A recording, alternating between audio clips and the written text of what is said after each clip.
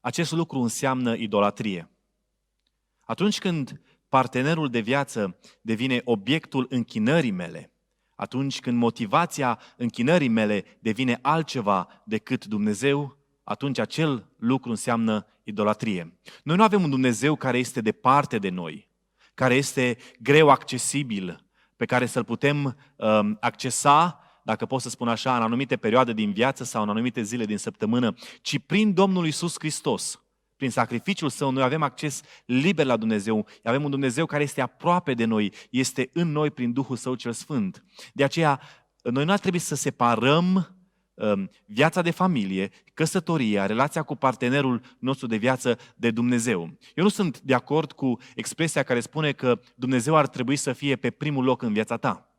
Eu cred că Dumnezeu trebuie să fie pe toate locurile din viața ta. Atunci când ai o relație cu partenerul tău de viață, ea trebuie să ducă înspre glorificarea lui Dumnezeu. Atunci când ai o relație de căsătorie cu partenerul de viață, această relație de căsătorie trebuie să ducă spre glorificarea lui Dumnezeu, pentru că din El, prin El și pentru El sunt toate lucrurile. În acest sens, cred cu tărie că relația cu partenerul de viață trebuie să fie ancorată în relația pe care o ai cu Dumnezeu prin Sfânta Scriptură. Un răspuns sincer și simplu ar fi, dacă nu-ți dorești ceva, atunci nu o fă. Totuși, se poate ca întrebarea să fie puțin mai complexă decât atât. Și aici intervin câteva chestiuni. Dacă problema relației ar fi doar distanța și, în schimb, ar exista iubire de Dumnezeu și iubire față de celălalt, și dacă această distanță s-ar rezolva într-un timp scurt și ar duce spre căsătorie, atunci nu cred că ar trebui încheiată această relație. Dar dacă această relație la distanță este deseori caracterizată de neîncredere, de gelozie, de o incertitudine și de o lungire a relației și o direcție nu neapărat a căsătoriei, atunci cred că ar trebui discutate aceste aspecte și luate deciziile necesare. Nu cred că trebuie să ne bazăm mai mult pe rațiune sau mai mult pe sentimente. Atât rațiunea cât și sentimentele trebuie să fie interdependente. Ele sunt complementare atunci când vorbim despre relații.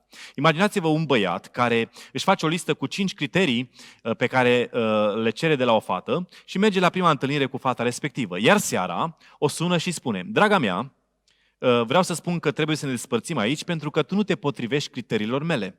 Sau în cealaltă extremă, imaginați-vă un băiat care vede o poza unei fete pe Facebook, se întâlnesc pentru prima dată și în acel moment se îndrăgostește de ea și o cere în căsătorie. Ambele sunt extreme, așa-i? De aceea, noi nu putem să excludem rațiunea față de sentimente sau sentimentele față de rațiune. Ele trebuie să facă echipă împreună și pentru noi, ca și credincioși, trebuie să adăugăm în această echipă a rațiunii și a sentimentelor și Duhul lui Dumnezeu care unește toate lucrurile.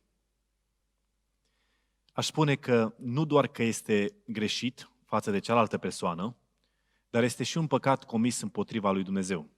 Pentru că sentimentele sunt de valoare, au un preț foarte mare, iar cine își bate joc de ele, cine încearcă să rănească într-un fel sau altul pe altă persoană, nu face altceva decât să greșească și să păcătuiască. Cred că un copil al lui Dumnezeu n-ar trebui și nu poate să facă așa ceva. Vreau să spun că scopul unei relații dintre un băiat și o fată trebuie să fie căsătoria. Orice altceva vine din egoism și individualism și este greșit. Roagă-te, maturizează-te și implică-te. Rugăciunea este modul în care noi ne arătăm dependența de Dumnezeu. Este modul în care noi ne arătăm dependența și în alegerea partenerului potrivit. Atunci când urmărești maturizarea sau sfințirea Duhului Sfânt, creșterea spirituală, este modul prin care caracterul tău devine frumos, ca viitor soț sau viitoare soție.